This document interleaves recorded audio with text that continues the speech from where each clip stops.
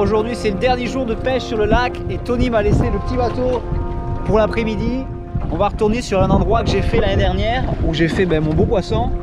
Et je croise les doigts parce que là-bas, il y a une grosse pluie qui arrive. Alors est-ce qu'elle va passer là-bas ou est-ce qu'elle va venir là-bas sur nous? Ça je sais pas. Hop, le moteur électrique. C'est la dernière chance, le dernier jour. On croise les doigts.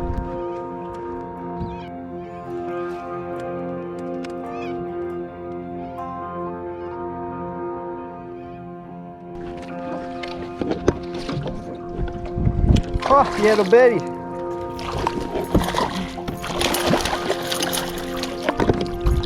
Woo! Yes.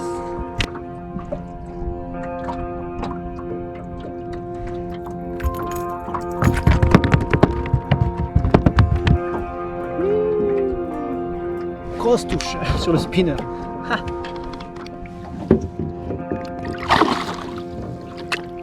Yes. Premier poisson de la journée. Et en plus, il pleut plus. Finish.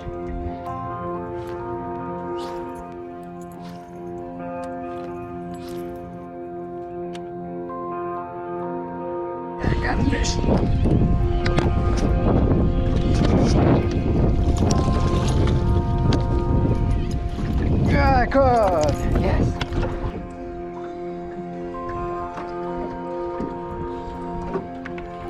Il a avalé.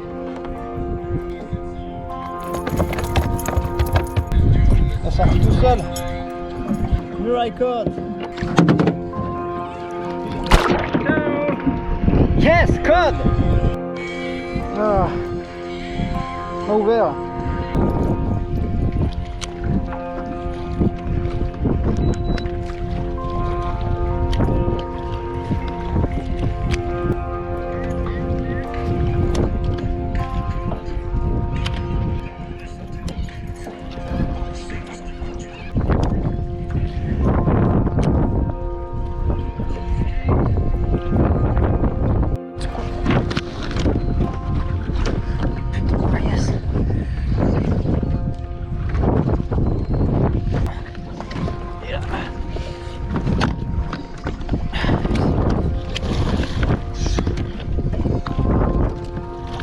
Je suis dans les arbres. Oh yes. Cool fish. Yes. Yes.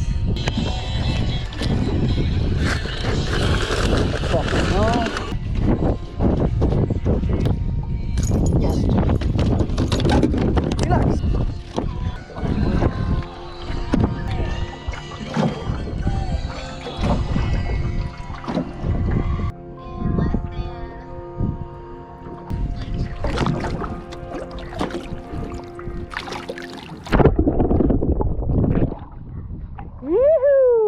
Oh la cartouche qui m'a mis en plein dans les arbres comme ça en V là.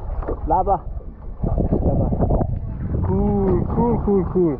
Alors je suis encore sur le lac Mulwala et aujourd'hui Tony m'a prêté le petit bateau et je suis seul sur le lac pour mon dernier jour. Et c'est pas mal, on a déjà échappé à 2 grosses pluies. Il y avait 2 grosses pluies qui ont fait nous tomber dessus et on est passé au travers. Et ça mord puisqu'on a fait une yellow belly. On a fait 2 codes dont un 60 cm, c'est le code légal on va dire. Mais il m'a donné un gros combat parce que c'était entre les branches et c'était assez épique avec le vent, le moteur électrique qui était coincé. Là, je vais vous faire un petit topo pour les gens qui auront envie de venir à Mulwala pour essayer de pêcher le Murray cod. Alors, essayez de pas trop vous charger parce que si vous êtes malin, vous passerez à Fish Campscape pour vraiment vous équiper avec les leurres locaux. Il y a des leurres en France qui peuvent marcher, mais si vous voulez avoir un max de chance vraiment de faire du cod ici, il faut vraiment que vous utilisiez des leurres d'ici parce que les leurres d'ici sont faits pour pêcher les endroits d'Australie avec les poissons qu'il y a en Australie. Ils sont faits pour faire réagir vraiment les poissons de telle manière. Vous pouvez utiliser des leurres étrangers, mais ceux qu'il y a ici, ils sont vraiment pensés pour pêcher ces zones là. Vous pouvez essayer les vôtres parce qu'on a déjà essayé, mais franchement moi je vous suggère vraiment de prendre des leurres locaux parce qu'ils sont vraiment efficaces et en plus il y a beaucoup d'obstacles comme vous pouvez le voir, beaucoup d'arbres morts et ces leurres là sont vraiment faits pour passer entre les arbres comparé à d'autres modèles qui sont faits pour pêcher le black bass vraiment dans des endroits un peu plus dégagés. Alors Je vais commencer par les leurres. Les leurres c'est facile. Des leurres de surface, voilà. Un peu plus gros que d'habitude, il faut juste les réarmer avec des hameçons un peu plus costauds parce que le code ça peut faire jusqu'à une cinquantaine de kilos. Donc ça c'est un pompadour de chez Jackal. Jackal, mais c'est le méga pompadour, c'est pas le petit. Ça, le soir, c'est spécialement quand l'eau elle est flat. S'il y a des vagues ou quoi, laissez tomber. Il faut que l'eau soit flat, sinon le code il monte pas. Donc ça c'est la surface. Ensuite vous avez des crankbaits. Voilà, des crankbaits. Alors l'avantage des crankbaits ici, c'est qu'ils ont une très grosse bavette. Pour ricocher sur les arbres, quand le leurre il arrive, il tape la racine, il ricoche et hop, il continue. Au moment où le leurre il nage normalement, il va heurter la branche et à ce moment-là, il va ripper grâce à la bavette en fait. Quand c'est des grosses bavettes, ça va ripper. Et là, si vous faites une pause, il va remonter comme ça. Et quand vous redémarrez, c'est là qu'elle la touche souvent. Alors n'hésitez pas à gratter le fond. Paf, paf, paf, toucher les arbres. Ça, pour le crank, c'est payant. Ensuite, on a mes préférés, c'est les spinnerbaits, mais les spinnerbaits locaux. Voilà, ceux-là, ils sont avec des armatures plus renforcées, des palettes un peu plus grosses, double hameçon et des fois des grosses virgules ou des gros chats dessus. Par contre, voilà les tailles. Pour les spinners, prenez différents poids parce que selon les zones, si c'est en shallow water, c'est-à-dire des zones qui font 1 mètre d'eau, 1,50 m, si vous avez un trop gros spinner comme celui-ci, vous allez racler le fond et votre spinner il va passer son temps dans la boue et dans les herbes. Il faut vraiment que ça soit limite au-dessus du fond ou un peu en surface. Adapté, vous avez des poids entre 10, 14, 20, 28 grammes. Il faut vraiment adapter. C'est pour ça que l'idéal c'est d'en prendre 2-3. Un pour les zones où l'eau elle est flat. Un pour les zones où il n'y a pas beaucoup d'eau, genre 1 mètre, 1,50 m. Un pour les zones où il y a 2 mètres, 3 mètres. Et si vous voulez un pour les zones où il y a 4-5 mètres, vraiment un gros comme ça, qui coule. Parce qu'en fait les codes, ils sont sous le tronc et ils attendent qu'il y ait un poisson qui passe à portée pour le prendre. Donc c'est pour ça qu'on essaye d'avoir des leurres comme le crankbait ou le spinner qui passent le plus près possible de l'obstacle en fait. Parce que le code il est lazy comme on dit, c'est-à-dire c'est un feignant. Il est sous la branche et il attend. Il regarde, il faut vraiment que ça lui passe dessus pour qu'il vienne le prendre. Il va pas chasser entre deux eaux pour venir pour chasser ses proies et courir après en fait. Il y a aussi les chatterbaits. Alors le chatterbait c'est une tête plombée avec pareil un leurre souple, une jupe et une palette qui vibre beaucoup en fait. Et ça nage un peu bizarrement, ça fait des grosses vibrations et c'est un peu différent du spinner en fait. Il y a des fois où ça fait le coup. Voilà, donc spinnerbait, chatterbait, ça c'est deux leurres un peu complémentaires. Donc pas besoin de beaucoup de leurres, chatterbait, spinnerbait, crankbait, leurre de surface, c'est tout. Juste vous en avez 4, moi j'ai fait le séjour avec ça, ça, ça, ça et ça. Ça m'a suffi amplement. Parce que quand on est en voyage, on arrive sur une nouvelle contrée, on ne sait pas quelle leurre utiliser et on ne connaît pas bien la pêche, même si on a lu 15 milliards de magazines. Il vaut mieux avoir pas beaucoup de leurres et se concentrer et bien pêcher avec, plutôt que d'avoir 15 000 leurres dans la boîte et de changer de leurre toutes les 10 minutes parce qu'on ne trouve pas le bon. Non, non, non, non. Là, j'ai pêché quasiment presque toute la journée avec le spinnerbait, j'ai fait 3 poissons. Je me suis pas embêté à pêcher avec les autres parce que j'ai vraiment senti que le spinnerbait aujourd'hui c'était le truc qui marchait. Déjà j'ai eu des touches dessus et pour la profondeur d'eau que j'ai pêché c'était parfait. Ça me reposait vachement le bras parce que le but aussi c'est quand on vient c'est de pêcher le maximum de temps possible et pour pêcher le maximum de temps il faut utiliser du matériel et des leurres qui fatiguent pas trop les bras quoi. Sinon bonjour la tendinite. Pour ce qui est de la canne, moi j'ai une Zenac Expédition. C'est une canne en 3 brins. Voilà. L'avantage de cette canne c'est que elle passe dans la valise facile, j'ai pas besoin de prendre un gros bazooka pour pêcher et à l'aéroport vu que j'ai un tube qui fait 1 mètre, je peux mettre toutes mes cannes en multibrin dedans et je paye pas de surtaxe. On va aller le chercher à l'oversize. Expédition, la 67, elle jette des leurres jusqu'à 80 grammes avec un zillion avec la mécanique renforcée dessus parce que ces gros leurres là ça tracte vachement. Celui-là, l'avantage qu'il a, c'est qu'il est super léger et la mécanique est super costaud. Et dedans, j'ai garni avec de la tresse d'Aiwa. C'est de la 26 centièmes en 50 livres, c'est la 12 brins. Pour ce qui est du leader, c'est-à-dire le bad lean, j'utilise du 40 livres. Du 40 livres pour pêcher le code parce que vous pouvez pêcher plus petit.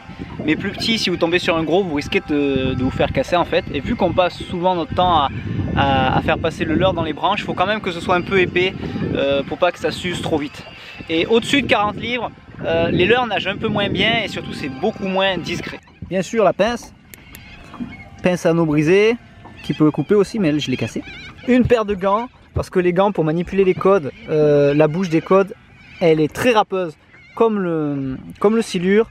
Sauf que le code par rapport au silure, ça se débat beaucoup. Et si vous essayez de l'attraper à la main par la bouche comme un black bass classique, vous pouvez essayer, mais vu que c'est beaucoup plus costaud, beaucoup plus fort, ça gigote dans tous les sens, vous allez vous flinguer les doigts. Donc sur les petits modèles, à la limite, et encore on évite. Même pour décrocher un leurre, on ne le touche jamais. Parce qu'ils ont souvent le leurre dans la bouche et au moment où vous les attrapez, ils remuent très fort et là vous avez vraiment des chances de vous le piquer dans la main. Donc utilisez des gants surtout pour les gros sujets. Une lampe si vous voulez pêcher la nuit, la GoPro classique. N'oubliez pas de l'eau, une gourde, parce qu'ici il fait super chaud. Hydratez-vous. Dans 20-30 ans, il n'y en aura plus. Et j'ai toujours une trousse de secours avec moi. Une petite trousse de secours avec moi avec des compresses, de l'eau pour désinfecter et plein d'autres choses aussi. Voilà. Donc tout ça, ça tient dans ça. Et dans le sac étanche. Le sac étanche. Parce que le sac étanche ici, les jours où il pleut, un peu comme aujourd'hui, mais là les pluies sont parties, ça vous sauve la mise. Alors il faut que vous sachiez quelque chose, c'est que le cod, le Murray cod, donc c'est un poisson qui est natif du sud de l'Australie, de la rivière Murray, et on ne le trouve qu'à cet endroit là. Il y a une date de fermeture, l'hiver, qu'il faut respecter, et après le reste de l'année on peut le pêcher en respectant la taille. Alors il y a une taille qu'on peut garder, c'est-à-dire s'il est entre tant de centimètres et tant de centimètres, là vous pouvez garder le cod. Plus petit, plus gros, vous devez le relâcher. Il faut savoir que le Murray cod c'est un poisson qui est très territorial, c'est-à-dire qu'il va rester sous son abri, c'est-à-dire s'il trouve une branche ou un tronc d'arbre ou une zone rocheuse avec tout ce qu'il lui faut pour vivre et manger, en fait il va vivre autour et tout ce qui va rentrer dans son périmètre va être on va dire attaqué.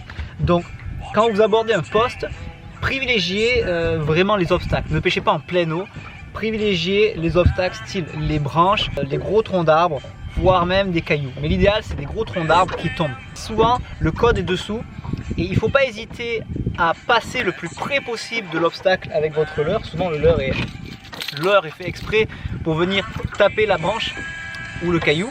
Et il ne faut pas hésiter à le faire passer au ras de l'obstacle si vous voulez vraiment que le cod il vienne le prendre, parce que le cod il est feignant, il ne viendra pas le prendre si ça lui passe pas très près de la bouche. Et ici on dit quelque chose, c'est si on n'accroche pas, on ne pêche pas bien. C'est-à-dire que si vous pêchez avec votre leurre et que vous accrochez jamais les obstacles, c'est que vous pêchez pas assez près de l'obstacle. Voilà, n'ayez pas peur, ces leurres-là sont faits pour passer dans les obstacles. Donc comme on dit ici, no snag, no glory. C'est-à-dire pas d'accroche, pas de gloire. Et comme c'est un poisson qui est très territorial, il ne faut pas hésiter à lancer plusieurs fois sur la même branche ou sur le même spot. Parce que ça arrive des fois, vous lancez le leurre, notamment les leurres de surface. Vous les lancez une fois, faites un passage sur le poste, pas d'attaque. Vous lancez deux fois, pas d'attaque sur le poste. Mais le poisson, lui, il a entendu le bruit et il a levé la tête. Il a vu. Il ne faut pas hésiter à relancer plusieurs fois en fait. Parce que des fois, il faut 1, 2, 3, 4, 5, 6 passages, 7 passages avant que le poisson il vienne se décider et qu'il prenne le coup.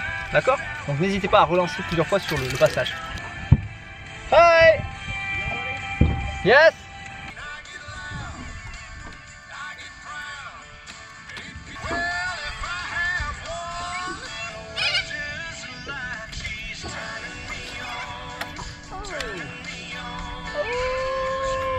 Alors là, Mathieu, ça fait de la...